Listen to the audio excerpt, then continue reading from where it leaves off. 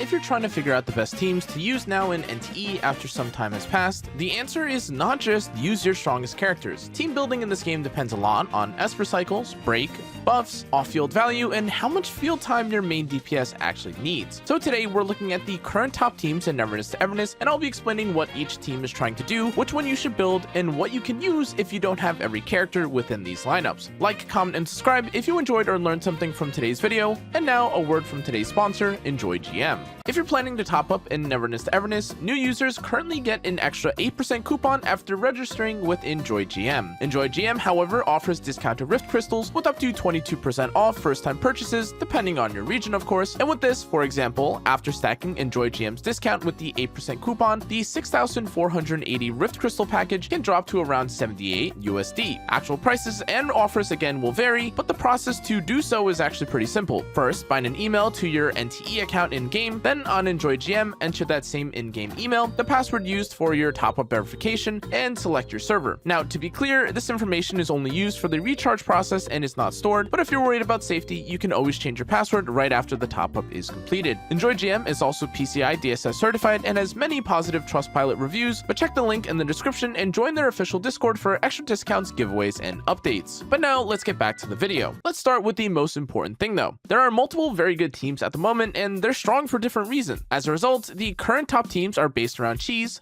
Daffodil, Hotori, Lacrimosa, and Nanally. On that note, let's explore the first team, which again is based around Chiz. The team includes Chiz, Juyuan, Hathor, and Zero. Now, for clarification, this team is built around Chiz as the main carry, and in case you didn't know, Chiz is a free S-rank character, and one of the most important reasons that she's so valuable right now is that her copies are also obtainable for free. That said, her gameplay is based around grain, and with it, she builds grain, manages her grain economy, then spends it for big damage, which is a pretty unique playstyle. Now, the other important part about Chiz is that she can hit extremely hard, but she isn't necessarily the easiest or most straightforward character to play. You need to manage her timing, her grain price, and her field time properly, but that's part of the balancing act of this team being strong, but not also the most beginner friendly. Juyuan, however, gives the team extra damage and works well in reaction-based teams, and Hathor adds strong burst value, especially in AoE situations. Zero, by contrast, is just there to help make Esper cycle rotations smoother, but overall, though Chiz Hypercarry is one of the best teams in the game at the moment, it does also require a bit of learning in terms of its rotation, and if you want a free main DPS with a high skill ceiling, this is a lineup that you should definitely keep an eye on. Now let's move to the next team based around Daffodil. Now the team in question is Daffodil, Sakiri, Baisong, and Hanyul, and this team is more focused on break, reactions, and quick rotations. Now Daffodil herself is not just a normal DPS though. She works very well in quick swap teams because she doesn't need to stay on field forever, and she can come in, deal strong break damage, contribute to reactions, and then swap out. This makes her very flexible herself, but Sakiri here is also important because she gives attack increases, defense shred, and crowd control in terms of pulling and gathering enemies together. She also helps Scorch teams because she increases the damage over time side of the reaction, and Baisong helps maintain Scorch uptime and adds another damage over time source. Finally though, Hanyul gives off-field damage and can buff the on-field character, especially if you have her signature arc,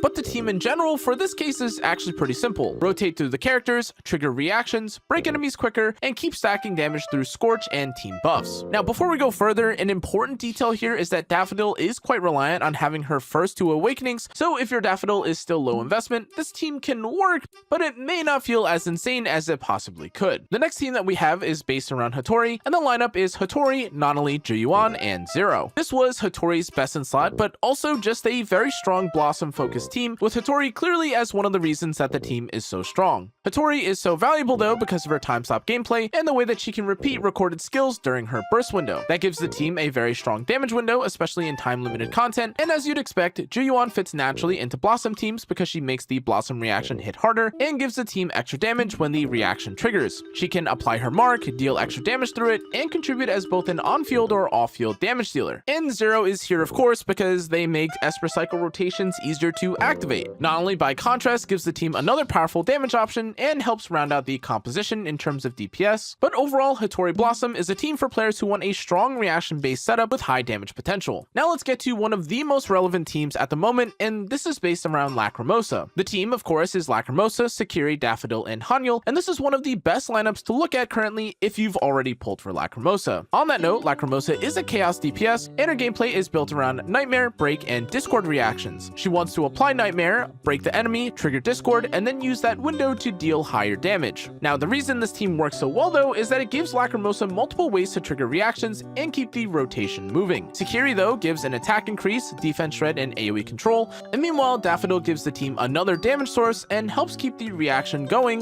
while Hanyul adds off-field support. On that note, Hanyul does give off-field damage, as we've touched on earlier, and extra buffs for the active character. Now, the final team that we need to address is the Nanally Hyper Team. Now, though this may sound pretty familiar, this team includes Nanally, Sakiri, Juyuan, and Zero. Now, unlike the Hotori variant, this team puts Nanally exclusively in the carry position for the most part. Sakiri supports the team, as we mentioned earlier, with her buffs, defense shred, and crowd control. Juyuan adds strong damage and blossom value, and Zero again makes Esper cycles easier, but the idea is pretty similar to other carry setups, of course removing Hotori in the process. You build around one main DPS, surround them with characters that help the rotation, reactions, and buff them, but overall, Nanally is strong here because, again, Nanally herself is already one of the best damage characters in the game, and the rest of the team gives her a very solid foundation for her to build damage on. If you've invested into Nanally early though with 1.0, this is definitely one of the best teams that you can keep using, and otherwise you could pivot into Hotori. But the real question now, of course, is which of these teams should you actually build? Now, of course, the simple answer is the one that you have access to, but for instance, if you want the best free-to-play investment, Chiz is extremely valuable, and this of course is because of her copies being free and her damage being quite high. That said, she is a bit more complicated to play, so you actually need to learn her grain system alongside having some of the better options for her. If you pulled for Lacrimosa, her team is likely the most relevant team for you to focus on though, and as I mentioned earlier, if you've already pulled for a character like this that you especially like,